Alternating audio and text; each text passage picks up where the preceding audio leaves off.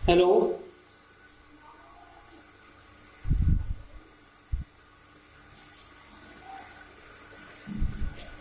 प्यारे बच्चों, आज हम प्रश्नावली 5.3 के प्रश्न संख्या 9 का अध्ययन करेंगे। तो देखिए क्या दिया गया है प्रश्न संख्या 9 में, इसको पढ़ते हैं पहले।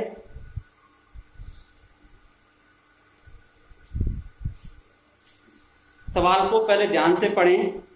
यदि किसी एपी के प्रथम 7 पदों का योग 49 है, पहले 7 पदों का योग 49 दिया है और प्रथम 17 पदों का योग 289 है, तो इसके प्रथम n पदों का योगफल ज्ञात कीजिए। यानी 1 से लेकर अगर हम 7 पदों तक जोड़ें पदों को तो 49 आता है, और 1 से लेकर 17 पदों तक जोड़ें तो 289 आता है। तो अब इसके 1 से लेकर n पदों तक के योग का योग ज्ञात करना है। तो देखिए इसमें ना तो प्रथम पद की बात हुई है ना सार्वंतर, तो हम इनको मान लेते हैं। प्रश्न नंबर 9, माना एपी का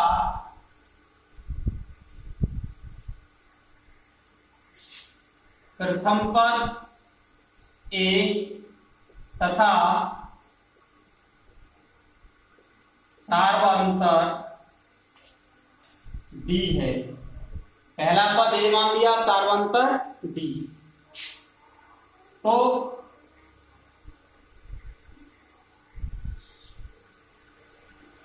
क्या दिया गया हमें? एपी के 7 पदों का योग 49 दिया है, तो एस एन बराबर N by 2 2a plus N minus 1 into D से इस सूत्र का प्रयोग करना। ये n पदों का योगफल होता है। अब 7 पदों का योग क्या हो जाएगा? एपी के 7 पदों का योग, एपी के 7 पदों का योग, इसको हम किससे व्यक्त करेंगे? S7 से। S7 n की जगह कितना आ गया? 7 7/2 2a plus 7 minus 1 into D. दिया कितना? 7 पदों का योग दिया है 49, तो S7 की जगह कितना आ जाएगा? 49। ये दिया गया है 7 पदों का योग बराबर 7/2 और ये आ गया हमारा 2a प्लस 6d, ये आ गया। अब इस 2 का इधर गुणा हो जाएगा, 2a प्लस 6d बराबर 2a प्लस 6d। इस 2 का गुणा होगा 49 के साथ, 49 गुणा 2 और 7 आ जाएंगे बाद में बट्टे 7। तो ये 7 सत्ते 49 होते, 7 दूनी 14, तो 2a प्लस 6d बराबर आ गया 14। अब देखो 2 से डिवाइड हो रहा है ये प्रत्येक, तो हम क्या करें? इसमें 2 से भाग देते पहले, या इसको ऐसे ही रहने दीजिए, समीकरण 1 डाल दो, क्योंकि हमें ए और डी का मान ज्ञात करना है। तो देखिए पुनः आगे क्या दिया गया है हमें? एपी के 7 पदों का योग दिया है। एपी के 17 पदों का योग 289 है। एपी के 17 पदों का योग बराबर, एपी के 17 पदों का योग कितना हो जाएगा? S17 बराबर 17/2, इसी सूत्र का प्रयोग हो रहा है, 2a plus 17 minus 1 into D. तो ये दिया है 289 बराबर 17/2 और ये हो जाएगा 2a प्लस 16d।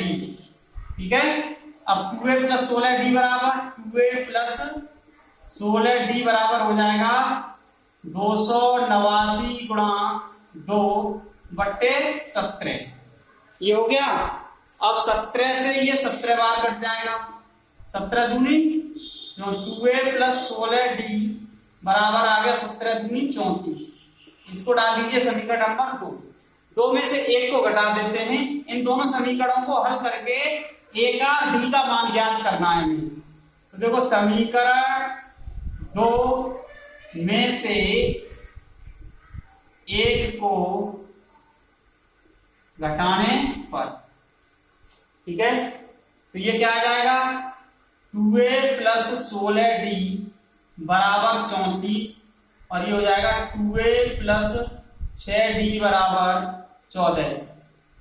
यहां लिख देते हैं घटाने पर, माइनस माइनस और माइनस ये कैंसिल हो गया, 16 में 6 गए 10d बराबर ये बचे 20।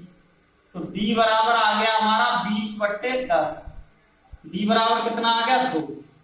d का मान निकल आया हमारा 2। अब d का जो मान निकला है उससे हम क्या ज्ञात कर लेंगे, a का मान। यहां पर कर रहा हूं d का मान समीकरण 1 में रखने पर, 1 में रख दीजिए d का मान समीकरण 1 में। तो देखो 2a प्लस 6 गुणा 2 बराबर 14। तो 6 गुणा 2 का मतलब 12। तो 2a बराबर 14 माइनस 12। 2a बराबर 2, a बराबर 2/2। a बराबर कितना आ गया 1। प्रथम पद कितना आ गया 1 आ गया, सार्वंतर आ गया d। अब इसके बाद में थोड़ा सा क्वेश्चन इधर कर देता हूं, इसी को ध्यान से समझेंगे। अब इस प्रश्न को यहां पर कर रहा हूं, एपी के n पदों का योगफल पूछा है। तो एपी के प्रथम n पदों का योग, n पदों का योग, वो अब यही सूत्र है, इसमें a और d के मान लगाने और कुछ नहीं करना है। n पदों का योग n बराबर n/2 2a। 2a का a का मान कितना निकला है 1 प्लस n-1 इंटू d का मान है 2। ठीक है, ये आ गया n/2 2 प्लस 2n-2। इसका 2 का गुणा कर दिया इसके अंदर, तो 2 से 2 कट गए, तो ये आ गया n/2 गुणा कितना आ गया 2n। इस 2 से ये 2 कट गया, ये आ गया n स्क्वायर Sn। कितना आ गया प्रथम n पदों का योगफल n स्क्वायर आ गया, क्योंकि n पदों का पूछा है तो n के पदों में ही निकलना है, इसलिए प्रथम n पदों के योगफल कितना आ गया एपी का n स्क्वायर। इसमें भी हमें क्या दिया गया था 7 पदों का योग दिया था और 17 पदों का योग दिया था। दोनों में सूत्र का प्रयोग करके हमें 2 समीकरण बनाने थे, बन गए। उन दोनों समीकरणों को हल करके a का और d का मान ज्ञात करना था, तो a का और d का मान ज्ञात कर लिया हमने। अब a का और d का मान ज्ञात करने के बाद हमसे पूछा था श्रेणी के प्रथम n पदों का योगफल ज्ञात कीजिए। तो प्रथम n पदों के योगफल का सूत्र ये होता है, इसमें a का और d का मान लगाना था केवल। वो कितना आ गया हमारा n स्क्वायर आ गया। अब देखिए इसके बाद है अगला प्रश्न,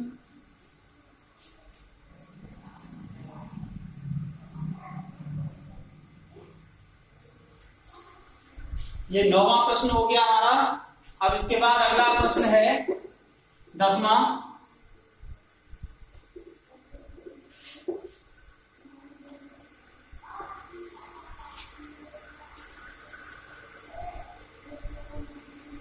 क्या दिया गया है 10वां प्रश्न, दर्शाइए कि a1 a2 up to dot dot an से एक एपी बनती है यदि an नीचे दिए अनुसार परिभाषित है। यानी इसके द्वारा एक एपी बनती है यदि an इस प्रकार से परिभाषित है, साथ ही प्रत्येक स्थिति में प्रथम 15 पदों का योग ज्ञात कीजिए। चलिए भाई, हमें दिया क्या, जो दिया है वो लिख लेते हैं पहले। 10वें के फर्स्ट पार्ट की बात करते हुए इसमें सबसे पहले हमें जो an दिया गया है एपी का, उसे a1 a2 a3 up to ये ज्ञात करेंगे। ठीक है, तो दिया क्या है हमें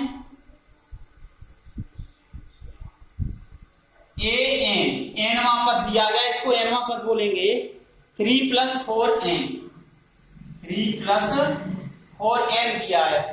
जब nवां पद हमें दिया गया हो और a1 निकालना है हमें, ऊपर हमें सवाल में दिया है a1 a2 a3 up to इनसे एक एपी बनती है, तो हमें क्या ज्ञात करना है a1। तो n की जगह क्या आना चाहिए 1 आना चाहिए। जब a2 निकालना है तो n की जगह क्या आना चाहिए 2 आना चाहिए। तो इसका मतलब क्या है, इस जो हमें nवां पद दिया गया है इसमें हमें क्या करना है, n बराबर 1 2 3 4 अप टू डॉट डॉट रखने पर जितना रखते जाएंगे पद मिलते जाएंगे हमें। तो देखो यहाँ पे क्या आ गया, a1 बराबर, a1 कितना आएगा, n बराबर पद रखेंगे तो 3 + 4 गुणा 1, तो 4 और 3 7, n बराबर 2 रखो, 2 रखेंगे तो a2 हो जाएगा, 3 + 4 × 2 बराबर 3 + 8, 8 और 3 11 आ गया। a3 बराबर n बराबर 3 लगाओगे तो 3 + 4 × 3 बराबर 3 + 12, 12 और 3 कितना हो गया 15, अप टू डॉट डॉट। इसी प्रकार से अगर हम चलते जाएंगे तो सभी पद हमें मिल जाएंगे। अब देखिए, तो ये तो हमें a1 a2 a3 ये अब ये दिखाना है कि इनके द्वारा एक AP बनती है, ठीक है। देखिए जहां a2 - a1 बराबर कितना आएगा, 11 - 7 बराबर 4 आ गया। a3 में से a2 घटाओगे तो 15 - 11, ये भी कितना आ रहा है 4 आ रहा है। इनका जो अंतर है वो कैसा आ रहा है, अप टू इसी प्रकार से अगर हम निकालेंगे समान आ रहा है। अतः a1 a2 a3 up to dot dot से एक AP बनती है। अब AP तो बन रही है, तो AP क्या हो गई, AP बनती है जो निम्न प्रकार है। जो AP है वो कैसी होगी, देखो पहला पद कितना है 7, कॉमा दूसरा पद है 11, comma 15 up to dot dot, ये AP होगी। ये क्या हो गई AP। अब इसके 15 पदों का योगफल पूछा है हमसे, कितने पदों का पूछा है, 15 ही पदों का योगफल। तो पुनः SN बराबर, n पदों का योगफल होता है ऐसे, n/2 2a + n - 1 × b से, ये n पद तो S15, SN का मतलब n पदों का योगफल। अब S15 क्या हो जाएगा, S15 का मतलब है 15 पदों का योगफल, तो 15/2 2a, a का मान कितना है 7 है, प्लस 15 - 1, b कितना निकाला है हमने 4, 7 का मतलब समान आ रहा है 4 आ रहा है, तो × 4 बराबर 4 आ रहा है यहाँ पे। तो हम इसको लिख सकते हैं 15/2 7 दूनी 14 प्लस 14 गुणा 4, इसको हल कर लीजिए 15/2 14 प्लस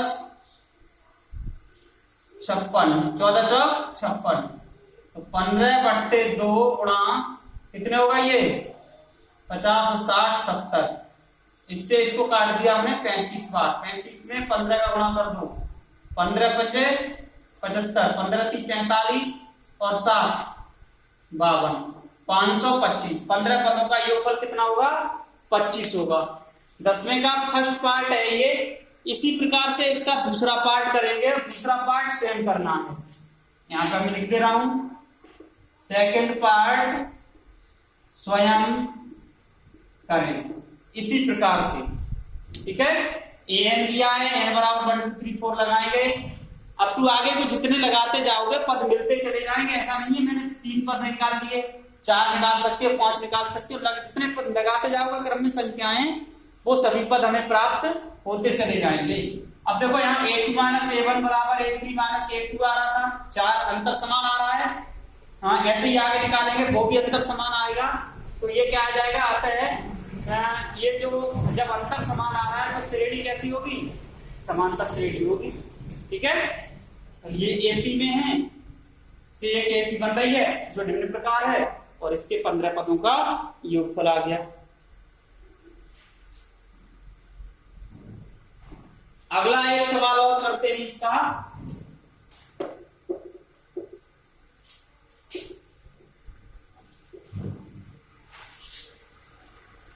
सवाल नंबर है 11। क्या दिया गया है क्वेश्चन नंबर 11 में, पढ़ता हूं मैं, इसको ध्यान से समझेंगे। यदि किसी एपी के प्रथम n पदों का योगफल 4n माइनस n स्क्वायर है तो इसका प्रथम पद अर्थात S1 क्या है? प्रथम दो पदों का योग क्या है? दूसरा पद क्या है? इसी प्रकार तीसरे, 10वें और nवें पद ज्ञात कीजिए। तो देखिए, जब हमें n पदों का योगफल दिया जाता है तो n पदों का योगफल जब हमें दिया जाएगा तो उसका प्रथम पद और एक पद का योग समान ही होता है। मान लो जैसे कोई एपी दिया हमें 2, 4, 6, 8, ठीक है, ये एपी है। हमसे पूछा जाए तो इसका प्रथम पद कितना हो गया? 2, प्रथम पद 2 ही है। अब इस एपी का एक पद का योग, एपी के एक पद का योग, इसको हम S1 से शो करेंगे। एक पद का योग का मतलब 2 का योग कितना होगा? 2 ही तो होगा। तो किसी भी एपी के एक पद का योग और प्रथम पद हमेशा समान होते हैं, जो इस सवाल में हमें प्रयोग करने हैं। तो देखिए यहां पर समझ लें, हमें दिया क्या गया है? n पदों का योग दिया है,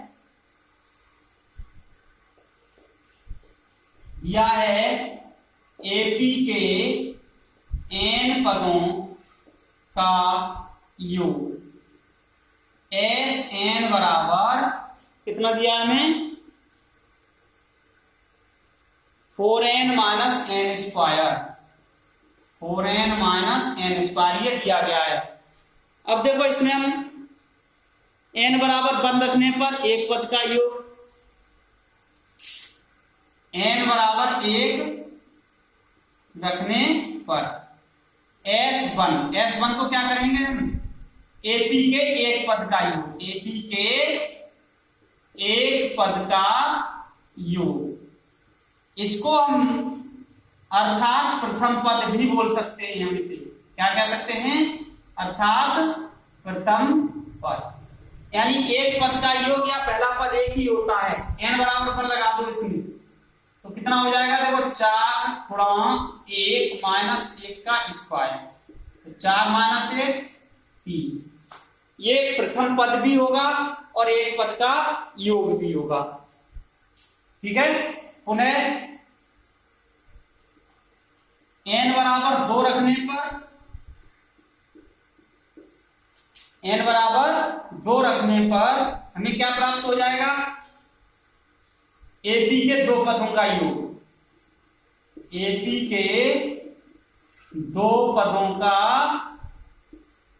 योग, एपी के दो पदों का योग क्या होगा? S2 बराबर हो जाएगा, इसमें n बराबर 2 लगेंगे तो 4 गुणा 2 माइनस 2 का स्क्वायर, तो ये आ गया 4 दूनी 8 माइनस 4, S2 बराबर आ गया हमारा 4। S2 का मतलब क्या है? दो पदों का योग, प्रथम पद प्लस द्वितीय पद, यानी इसको हम दो पदों का योग का मतलब है पहला पद प्लस दूसरा पद बराबर 4 है, यानी दो पद, इसको ये क्या है? दो पदों का योग ही तो है, एपी के दो पदों का योग। जो पहले दो पदों का योग का मतलब है पहला पद प्लस दूसरा पद। अब पहला पद हमारा कितना निकला? प्रथम पद 3 प्लस दूसरा पद बराबर 4 आ गया, तो दूसरा पद कितना आ गया? 4 माइनस 3 बराबर 1, दूसरा पद आ गया हमारा 1। तो एपी का प्रथम पद कितना आ गया? प्रथम पद कितना आया? 3, एपी का प्रथम पद, और दूसरा पद कितना आया? 1। तो सार्वांतर क्या होगा हमारा? अब हम निकाल लेते हैं सार्वांतर। क्या निकाल लेते हैं? सार्वांतर d बराबर, हमें ज्यादा जरूरत नहीं है, हम तीसरा पद भी निकाल सकते थे इससे, लेकिन हमें अब क्या निकालेंगे? सार्वांतर निकाल लेते हैं। सार्वांतर होता है T2 माइनस T1 या A2 माइनस A1, एक ही बात है। दूसरे पद में से पहले पद को घटा के सार्वांतर प्राप्त हो जाता है। तो d बराबर आ गया 1 माइनस 3, d बराबर आ गया -2। अब हमारे पास पहला पद है a का मान और इसको पहले पद को हम किससे व्यक्त करते हैं, ए से। ए का मान है, डी का मान है। अब क्या पूछा गया है, इसी प्रकार तीसरे, 10वें और 11वें पद ज्ञात कीजिए। अब एपी का तीसरा पद, एपी का तीसरा पद क्या होगा हमारा, तीसरा पद कैसे ज्ञात करेंगे, इसको T3 बोल दूं तो a plus 3 minus 1 into D सूत्र। तो ये तीसरा पद कितना हो जाएगा, a का मान कितना निकला है हमारा 3, 3 में से क्या 2, और d का मान कितना है -2, तो 3 माइनस 4 कितना आ गया -1। कौन से सूत्र का प्रयोग हो गया यहाँ पे, Tn बराबर a plus n minus 1 into D. यहाँ पे जो प्रयोग हुआ है वो किसका है, Tn equal to a plus n minus 1 into D. यही तो प्रयोग किया हमने सूत्र, Tn equal to a plus n minus 1 into D. कौन सा पद आ गया, तीसरा। अब कौन सा पूछ रहा है हमसे, 10वां। अब देखो 10वां पद,